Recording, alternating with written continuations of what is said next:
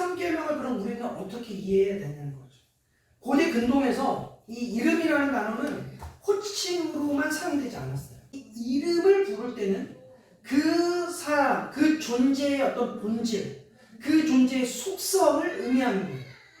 에덴 동산에서 하나님께서 창조한 그 동물과 새와 그 창조된 것들을 이끌어서 아담에게 가죠. 그리고 나서 아담이 무엇을 합니까? 이름을 지어준단 말이에요. 이름을. 그러니까 그 이름을 지어줄 때는 이 호칭을 부르는 게 아니라 그 존재의 본질과 그 존재의 속성을 의미하는 거예요. 그러니까 이 창조된 이 피조물이 어떤 존재냐, 어떤 속성을 가지고 있냐. 고대 근동에서는 이름을 지어준다는 건 그 이름을 지어준 사람의 소유가 되는 거예요. 소유권을 주잖아요. 아담이 그 피조물을 이름을 지어줄 때 그 의미가 뭐냐? 아, 이건 하나님의 것입니다 라는 소유권을 하나님께 드리는 행위였어요. 이게 바로 예배라는 거예요. 다니엘을 느부갓네살이 다니엘과 세 친구의 이름을 바꿔주죠. 느부갓네살 왕이 다니엘이라는 이름이 이름을 바꾼 게 아니라 너희들은 이제 포로로서 누구의 소유다? 나의 소유라는 거예요. 나의 소유. 그래서 이름을 바꿔버리는 거예요. 우리나라가 일제 식민지 때 이름을 바꿨단 말이에요. 창씨개명. 그게 뭐냐? 일본의 천황의 소유라는 거예요. 조선인들은 일본의 천황의 소유라는 이름으로 창씨개명을 요구했다는 거죠. 하나님께서도 너는 내 소유다라고 하실 때 항상 어떻게 하시냐면 이름을 바꿔주셨어요. 아브람, 원래 이름이 뭡니까? 아브람이죠. 아브람인데 아브라함으로 이름을 바꿔주세요. 그리고 아브라함의 아내의 이름이 뭐예요? 사레죠. 근데 뭘로 바꾸십니까? 사라로 바꿔. 너는 내 소유가 됐다라는 거죠. 야곱도 마찬가지예요. 야곱도 이스라엘로 이름을 바꿔주신다는 거예요. 너는 내 소유라는 거죠. 너는 내 소유. 그러니까 우리도 마찬가지로 예수님을 믿고 난 우리도 이름이 바뀌었다는 거예요. 뭘로 바뀌었습니까? 그리스도인. 우리도 그리스도인이라는 이름으로 바뀌었다. 그리스도의 사람. 우리도 소유가 이제 넘어갔다는 거예요. 누구의 소유로? 그리스도께로 넘어갔다는 거예요. 다시 말해서 우리는 이제 영적 이스라엘이 됐다는 거예요. 영적 이스라엘, 그리스도인이 되었다는 이 말은 그리스도의 소유가 되었다. 그리스도와 연합된 존재가 되었다라는 거예요. 그런데 이름만 바뀐 게 아니에요. 아까 말씀드렸잖아요. 그 존재의 본질과 속성을 의미한다고. 다시 말하면 그리스도인이 되었다는 이 말은 이름만 우리가 가진 게 아니라 바뀐 게 아니라 우리의 본질과 우리의 속성, 우리의 라이프 스타일, 삶의 방식도 바뀌어야 된다는 거예요. 바뀌었다는 거예요. 이게 안 바뀐 상태라면 사실 이름도 안 바뀐 거예요. 말씀대로 안 살아요. 하나님의 말씀이 우리의 마음판에 심겨졌는데 기쁨으로 자발적으로 살지 않아요. 근데 그 사람을 그리스도인이라고 할 수 있냐는 거죠. 그럴 수 없잖아요. 이름만 취할 수 없다라는 거예요. 항상 구약에서 말하는 이름의 의미는 이런 거예요. 이름만 가진 게 아니라 존재의 속성과 본질이 바뀌었다는 거예요. 그래서 그 이름은 항상 본질과 관련이 맺고 있습니다. 요한복음 17장 6절에 이렇게 말씀하십니다. 세상 중에서 내게 주신 사람들에게 내가 아버지의 이름을 나타내었나이다. 그들은 아버지의 것이었는데 내게 주셨으며 그들은 아버지의 말씀을 지키었나이다. 그러니까 예수님께서 내게 주신 사람들에게 아버지의 이름을 나타냈다라는 거예요. 그러니까 예수님이 이제 이 땅에 오셔서 이스라엘 백성들에게 너희들 하나님의 이름 모르지? 내가 하나님의 이름 알려줄게. 이렇게 말씀하시는 게 아니라는 거예요. 예수님은 어떻게 하나님의 이름을 가르쳐 주셨냐? 그의 전 삶을 통해 하나님의 이름을 드러내셨다는 거예요. 그걸 신학적 용어로 뭐라고 하냐? 계시하셨다는 거예요. 계시. 예수님은 그의 전 삶을 통해, 전 인격을 통해서 하나님을 드러내셨어요. 하나님을 계시하셨단 말이에요. 근데 독특한 게 있습니다. 뭐냐? 요한복음 6장 46절에 보면 아버지를 본 자가 있다는 것이 아니니라. 오직 하나님에게서 온 자만 아버지를 보았느니라. 자, 하나님을 본 자는 누구밖에 없다고 이야기합니까? 예수님 본인만 하나님을 본 자가 없다는 거예요. 하나님에게서 온 자만이 아버지를 봤다라는 거예요. 근데 예수님만 봤다라는 거예요. 그런데 예수님만 하나님 아버지를 봤는데 예수님께서 이제 복음을 증거하신 이후에 어떻게 상황이 바뀌었는지 보세요. 요한복음 14장 9절에 보면 예수님께서 이르시되 빌립아 내가 이렇게 오래 너와 함께 있으되 내가 나를 알지 못하느냐. 나를 본 자는 아버지를 보았거나 어찌하여 아버지를 보이라 하느냐. 보세요. 예전에는 하나님 아버지를 본 사람은 예수님밖에 없었습니다. 그런데 이제는 예수님을 본 사람은 하나님 아버지를 본 사람이 되는 독특한 현상이 나타나게 됐다. 이게 바로 이름입니다. 이게 바로 이름입니다. 아버지의 존재와 속성과 성품, 이걸 전인격적으로 이제 보게 된 거예요. 이름을 통해서. 예수 그리스도의 그 이름을 통해서. 이런 차원에서 우리는 신명기 12장 5절 이 말씀을 우리가 이제 묵상을 해야죠. 자, 오직 너희의 하나님 여호와께서 자기의 이름을 두시려고 너희 모든 지파 중에서 택하신 곳인 그 계실 곳으로 찾아 나아가서. 자, 하나님께서 자기의 이름을 두시기 위해서 많은 지파 중에서 계실 곳을 정하셨대요. 그러니까 자신의 이름을 둘 특별한 텐트, 특별한 천막을 지정하셨다고 합니다. 출애굽해서 이스라엘 백성들이 광야를 떠돌아다닐 때 그들이 텐트를 치고 살았죠. 천막 치고 살았습니다. 근데 하나님께서는 그 수많은 텐트들 중에서 내가 특별히 이만 텐트를 만들 거야, 둘 거야. 그걸 뭐라고 말합니까? 성막이라고 하죠. 홀리 텐트, 성막이라고 합니다. 성막은 하나님의 이름을 두기 위해서 특별히 정해 놓은 텐트예요. 근데 흥미로운 건 신약으로 넘어와서 우리 육신을 뭐라고 말하는지 아세요? 우리 육신? 장막이라고 말합니다. 장막. 영어로 텐트라고 해요. 근데 수많은 장막, 수많은 텐트, 수많은 육체들 중에서 하나님께서 이름을 두시기 위해 선택한 텐트가 있다는 거예요. 그게 뭡니까? 교회라는 거예요. 신약으로 와서 교회. 하나님께서 자신의 이름을 두시기 위해서, 하나님이 함께 하시기 위해서 교회를 선택하셨다는 거예요. 그게 누구예요? 우리예요. 우리. 고린도전서 3장 16절에 보면 너희가 하나님의 성전인 것과 하나님의 성령이 너희 안에 계신 줄을 알지 못하느냐. 여러분, 사도 바울이 우리가 뭐라고 이야기합니까? 성전이라고 이야기합니다. 성막, 장막, 홀리 텐트라고 이야기합니다. 여러분 각자가 성전이에요. 성전인데 여러분이 성전이 될 수 있는 이유가 있어요. 그것은 뭐냐? 하나님이 여러분을 선택해서 여러분 안에 이름을 두셨다는 거예요. 이름을 어디에 두셨습니까? 우리의 마음. 우리 마음판에 하나님께서 이름을 두셨다는 거예요. 우리 심령에 율법을 친히 새기셔서 하나님의 이름이 영광이 드러나기 위해서 그렇게 하셨다는 거예요. 그러니까 교회는 하나님의 이름을 드러내도록 어떻게 해요? 지정받은 텐트라는 거예요. 그게 우리라는 거죠. 그래서 예수님께서 교회를 향해서, 우리를 향해서 뭐라고 말씀하시냐면 너희는 세상의 빛이다.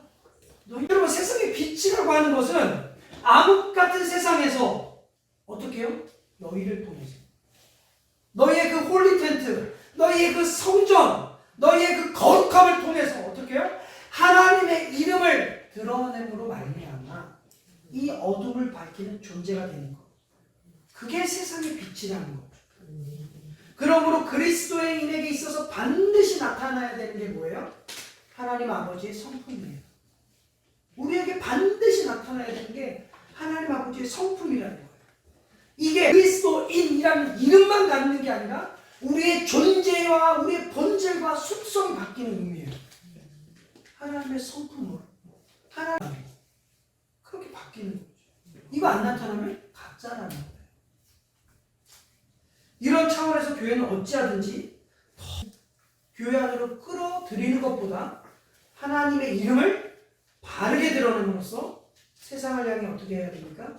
선교적 사명을 감당해야 된다는 거죠. 근데 교회는 맨날 엉뚱한 짓 하죠. 교회가 세상을 쫓아가고 있습니다. CBS, CTS에 한 교회가 나왔어요. 청소년들이 막 오는 교회예요. 요즘은 청소년들이 교회 오지 않잖아요. PC방이 있어요. 예배당에. PC방. 무슨 게임 막 그런 거래요. 예배 끝나자마자 애들이 게임해. PC에서. 수많은 게임들을 하고 거기서 라면을 끓여 먹고 거기서 다 놀아요. 뭐 그냥 놀자판이에요. 근데 그 교회와 그 방송에서 핵심은 그거예요. 아이들의 눈높이에 맞춰서 사역한다는 거예요.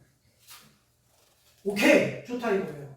아이들의 눈높이에 맞췄다 이거예요. 그럼 누구의 눈높이는 안 맞추는 거예요? 하나님의 눈높이는 안 맞추는 거예요. 세상을 쫓아가고 있습니다. 죄악을 범하면서 전도가 될 거라고 생각을 해요. 성경적이지 않습니다. 거짓말을 해서라도 한 명이라도 교회에 오면 된다는 건 누가 쓰는 방법이냐? 이단들이 쓰는 방법이에요. 미혹하고 유혹하는 건 이단들이 하는 거예요. PC방으로, 게임으로, 어떤 것들로 사람을 유혹해서 교회 안으로 오게 하는 건 유혹은 이단들이 하는 방법입니다. 우리의 전도 방식은 우리의 전 인격을 통해서 우리의 새롭게 변화된 본성을 통해서 하나님의 이름을 드러내고 하나님의 이름을 드러냄으로 말미암아 자동적으로 일어나는 결과가 뭐예요? 그게 전도예요. 이런 사건을 잘 보여주는 사건이 바로 사도행전에 나온 오순절 사건입니다. 오순절 사건에서 성령님이 임하시죠. 오순절에 성령님이 임하십니다. 성령님이 임하고 나서 베드로가 복음을 전하자 몇 명이 회심합니까? 3,000명이 회심합니다. 베드로가 성령을 받고 하나님의 영으로 말미암아 그리스도인 그의 본성이 새롭게 됨으로 말미암아 3,000명이 회심했다라는 거예요. 3,000명이 회심했다라는 건 하나님께서 3,000명의 마음에 무엇을 새기셨다고요? 하나님의 이름을 새겨주셨다는 거예요.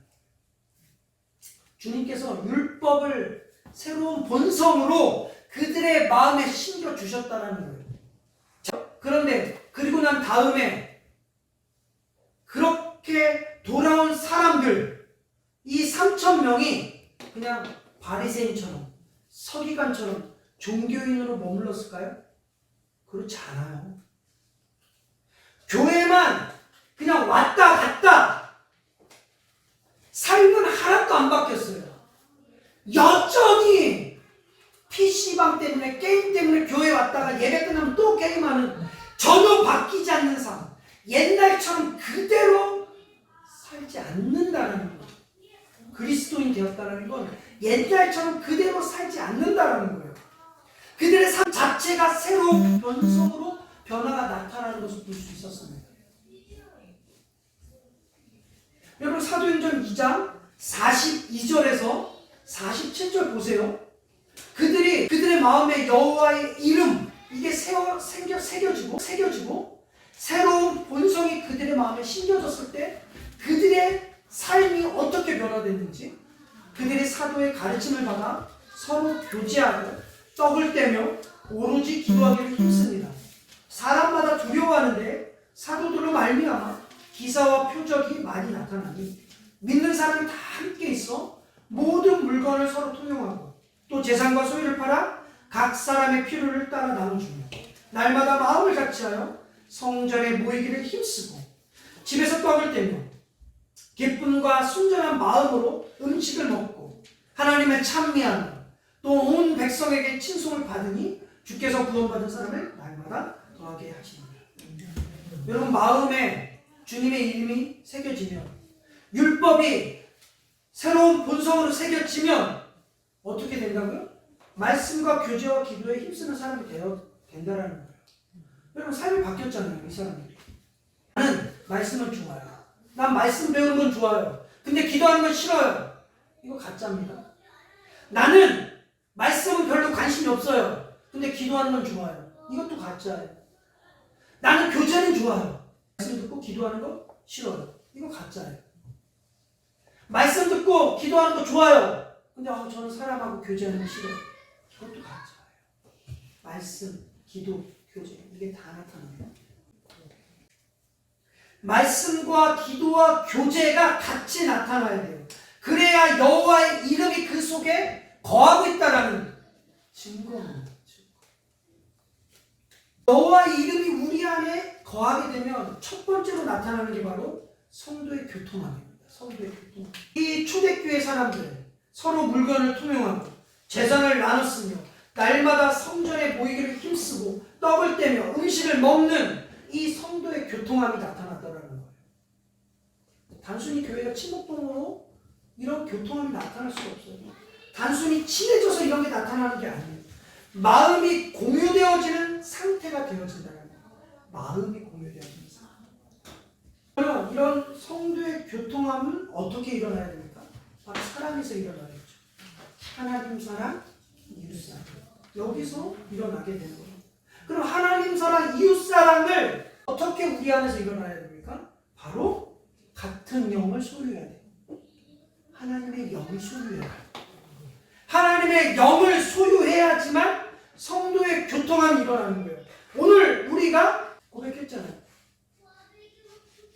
성령을 믿사오니 거룩한 공교회 성도가 서로 성령 하나님의 영을 우리가 소유하고 그분을 온전히 믿어야지만 성도의 교통이. 두 번째로 우리 안에 여호와의 이름이 새겨지면 나타나는 두 번째가 바로 하나님을 찬미하는 모습이 나타난다. 그리고 세 번째는 온 백성에게 칭송받는 모습이 나타나게 된다는 거예요. 이게 거룩하신 삼위일체 하나님의 이름이 교회를 통해 나타나자 어떤 현상이 일어나냐? 주께서 구원받은 사람을 날마다 더하게 하신다. 전도는 결과라는 거죠. 전도는 결과라는 거예요. 하나님 아버지의 이름이 교회 안에서 풍성하게 일어남으로 말미암아 구원받는 자의 수가 더해지는 겁니다. 오늘날 전도가 안 돼요. 전도가 안 되는 시대입니다. 전도를 안 해서 안 되는 게 아니라 바로 뭐 때문에 안 되냐? 교회의 모습에서 성도의 삶에서 하나님 아버지의 이름을 드러내야만 전도가 된다라고 성경은 가르치는데 아버지의 이름을 드러내지 않고 그리스도의 이름을 드러내지 않고 다른 방법 전도하려면 전도가 안 돼요. 우리가 먼저 회개해야 되는데 전도 안 되니까 어떡합니까? 방법을 다 이렇게 하죠. 이렇게 해보자. 왜 애들이 교회 안 오지? PC방 차려보자. 그래서 PC방 놓고 코인 노래방 갖다 놓자. 코인 노래방 2대 갖다 놓고 계속해서 방법을 바꾸는 거예요. 이렇게 해보고 저렇게 해보고 하는 거죠. 그러니까 교회가 어떻게 되니까? 타락하고 변질돼요. 교회가 여호와의 이름을 드러내는 존재가 되지 못하면 심판과 징계는 아주 무섭습니다. 이거는 단순히 전도가 안 되는 상황으로 끝나는 문제가 아니에요. 여러분 오늘 본문 보세요. 출애굽기 20장 7절에 너는 내 하나님 여호와의 이름을 망령되게 부르지 말라. 여호와는 그의 이름을 망령되게 부르는 자를 어떻게 해요? 죽였다 하잖아요. 죄 없다 하지 않겠다라고 말씀하세요. 우리가 이 경고를 바르게 이해하기 위해서 이 망령되게라는 이 단어를 알아야 됩니다. 히브리어로는 샤웨입니다. 샤웨. 거짓되게, 헛되게, 생각 없이 이런 의미예요. 그러니까 생각 없이 하나님의 이름을 부르지 말라는 거죠. 거짓되게 이름을 부르지 말라는 거예요. 헛되게 이름을 부르지 말라는 거죠. 그러니까 하나님의 이름을 함부로 남용하지 말라는 거예요. 함부로 오용하지 말라는 거예요. 하나님의 이름으로 거짓 맹세하지 말라는 거죠. 하나님의 무슨 마술 주문처럼 남용하지 말라는 거예요. 하나님의 이름을 욕먹게 하지 말라는 거예요. 사도행전 2장 21절 누구든지 주의 이름을 부르는 자는 구원을 받으리라. 사도 바울은 누구든지 주의 이름을 부르는 자는 구원을 받으리라 이 말을 이 3계명을 염두에 두고 말한 거예요. 우리가 흔히 누구든지 주의 이름을 부르는 자는 구원을 얻으리라 이 말씀을 어떻게 이해합니까? 주님의 이름을 부르면 다 구원받는 거야. 이렇게 하고 구원을 받았다고 생각합니다. 교회 나와서 예배드리면 구원받은 거야. 이렇게 값싼 구원을 말해요. 그런데 누구든지 주의 이름을 부르는 자는 구원을 받으리라는 이 말씀은 그렇게 값싼 구원을 말하는 게 아니에요. 예수님 믿기만 하면 구원받는 거 아니에요? 이렇게 말합니다. 맞아요. 예수님을 믿기만 하면 구원받는 게 맞아요. 그런데 그 믿는다는 개념이 다르게 적용이 돼야 된다는 거예요. 오히려 누구든지 주의 이름을 부르는 자는 구원을 받으리라 라는 이 말은 주님의 이름을 무가치하게 함부로 거짓되게 생각 없이 부르는 것을 경고하고 있는 말씀이에요. 여러분 여호와의 거룩하신 그 존재와 속성과 성품을 간절히 사모하는 사람만 어떻습니까? 구원을 받겠죠. 구원을 받는단 말이에요. 아무나 구원받는 게 아니에요. 나는 하나님에 대해서 관심이 없어요. 나는 거룩하게 살고 싶지 않단 말이에요. 나는 그 하나님의 영광에 참여하고 싶은 마음이 없어요. 그냥 천국만 가고 싶어요. 그래서 천국 갈 수 있다라는 말씀이 아니에요. 그러면 주의 이름을 부르는 자는 어떤 사람이냐는 거죠. 디모데후서 2장 19절 주의 이름을 부르는 자마다 불의에서 떠날지어다 하였느니라. 여러분 주의 형상에 참여하는 자, 주님의 속성을 담고 싶은 자, 나의 이 타락한 본성이 혐오스럽고 내가 이 죄에서 자유함을 얻기를 원하는 사람, 그런 사람만 구원받을 수 있다는 거예요. 주의 이름을 부르는 자는 막 그냥 하는 게 아니에요. 주의 이름을 부르는 자는 뭐라고 이야기합니까? 불의에서 떠난다라는 거예요. 불의에서. 내가 불의에서 여전히 살고 싶어요. 난 여전히 불경건하게 살고 싶은 거예요. 죄에서 여전히 살고 싶은 거예요. 그런 사람은 결코 구원받을 수 없다라는 말씀이에요. 이런 관점에서 주의 이름을 망령되게 부르는 자는 어떤 사람입니까? 불경건한 삶을 살아가는 사람, 죄악에서 떠날 생각이 없는 사람, 육신의 정욕을 채우기 위해서 여호와의 이름을 남용하는 사람, 헛되게 부르는 사람, 거짓되게 부르는 사람, 하나님의 이름을 무가치하게 사용하는 사람, 이런 사람이 주의 이름을 망령되게 부르는 사람. 이런 사람들이 널렸어요. 주위에 널렸습니다. 하나님의 이름을 함부로 부르고 주님의 이름을 욕먹게 하는 사람 진짜 널렸습니다. 오늘날 교회는 복음을 전해요. 그런데 어떻게 전합니까? 주의 이름을 망령되게 불러도 구원 받는다라고 가르쳐요.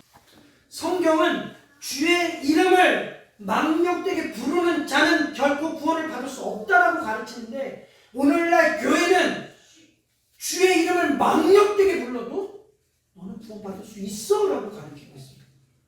회개 안 해도 구원받을 수 있다고 가르쳐요.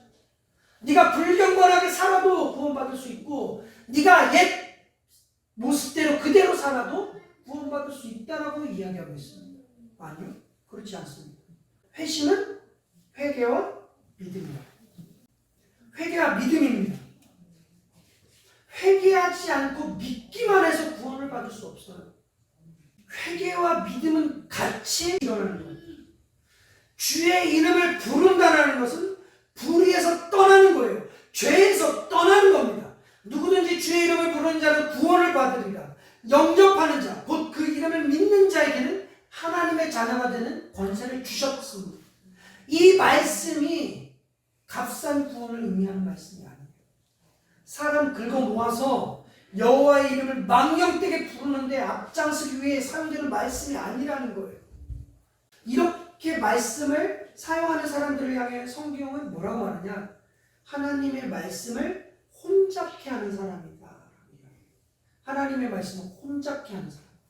이 혼잡케 한다라는 이 말의 뜻이 뭐냐?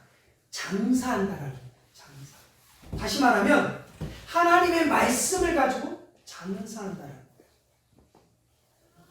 사도 바울이 있었던 당시에 하나님의 말씀을 가지고 사람들을 더 긁어 모으려고 했던 사람들이 있었다는 거예요. 하나님의 말씀을 가지고 장사하는 그 행위를 하는 사람들이 있었다는 거예요. 그들을 향해 사도 바울이 신랄하게 지적하는 거예요. 신랄하게 지적하는 거예요.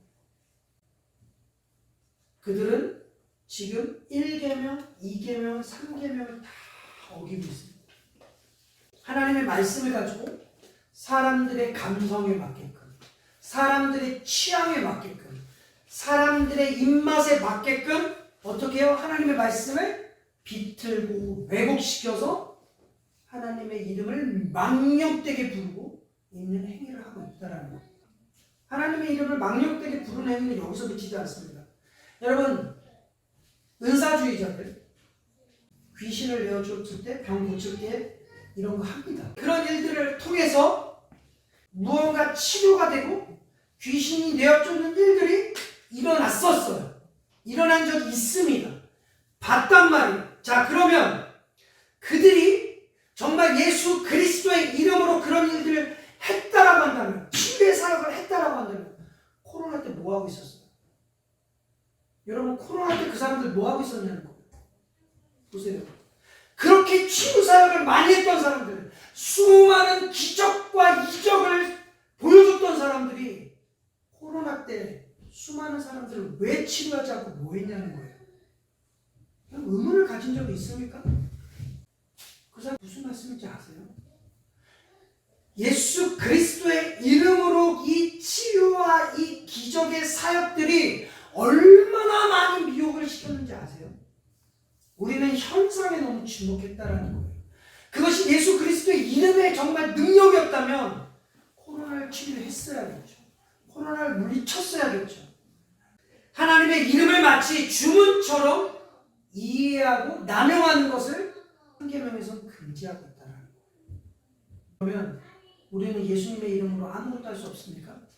아니에요. 우리는 예수 그리스도 안에서, 예수 그리스도와 연합해서, 예수 그리스도의 소유가 돼서 어떻게 해요? 내가 기도해서 되는 게 아니야. 그 나사렛 예수의 이름이라는 그 이름에 어떤 힘이 있는 게 아니라 오직 뭐로 된다고요? 믿음으로. 믿음으로 행하지 않으면 아무것도 일어나지 않는다는 거예요. 이렇게 여호와의 이름을 망령되게 부르고 망령되게 가르치는 사람들을 향해서 오늘 10계명은 뭐라고 말씀하시냐? 죄 없다 하지 않겠다 라고 하나님 경고하고 있습니다. 죄 없다 하지 않겠다라는 이 의미가 뭐냐? 하나님께서 그 죄를 결코 모른 척하지 않겠다는 거예요. 모른 척하지 않겠다. 여러분, 다윗이 우리아의 아내 밧세바를 범하잖아요. 그럼 우리는 이렇게 생각합니다. 야, 어떻게 다윗이 다른 사람의 아내를 그렇게 할 수 있냐? 이렇게 생각하지만 당시의 왕들은 그렇게 했었어요. 당시의 왕들은 자기가 절대 권력자이기 때문에 죄책감 없이 다른 사람의 아내도 내 소유로 다 가졌단 말이에요. 그런데 하나님께서 다윗의 죄를 심각하게 다루신 이유가 있습니다. 다윗이 밧세바를 취하고 남의 여자를 취하고 그 아내의 남편 우리아를 죽인 것에 대해서 나단 선지자를 보내서 다윗을 꾸짖습니다. 사무엘하 12장 14절에 이 일로 말미암아 여호와의 원수가 크게 비방할 거리를 얻게 하였으니 당신이 낳은 아이가 반드시 죽으리라. 하나님께서 지금 나단 선지자를 다윗에게 보내요. 자, 다윗의 제목이 우리아를 죽인 살인죄, 그리고 남의 여자를 간음한 간음죄, 이것으로 다윗을 지적하고 있는 게 아니에요. 다윗의 죄명이 뭐냐? 여호와의 원수가 크게 비방할 거리를 만들었다는 거예요. 다시 말하면 하나님의 이름을 비방하는 비방거리를 만들었다는 거예요. 하나님의 이름이 망령되게 일컫게 만들었다는 거예요. 다윗의 제명은 3계명. 너는 내 하나님 여호와의 이름을 망령되게 부르지 말라라는 이걸 범하게 만들었다는 거예요. 여러분, 다윗은 다른 이방들 왕처럼 부름받은 사람이 아니에요. 다른 왕들처럼 다른 사람의 여자를 취하면서 아무런 죄책감 없이 살아왔던 사람이 아니란 말이에요.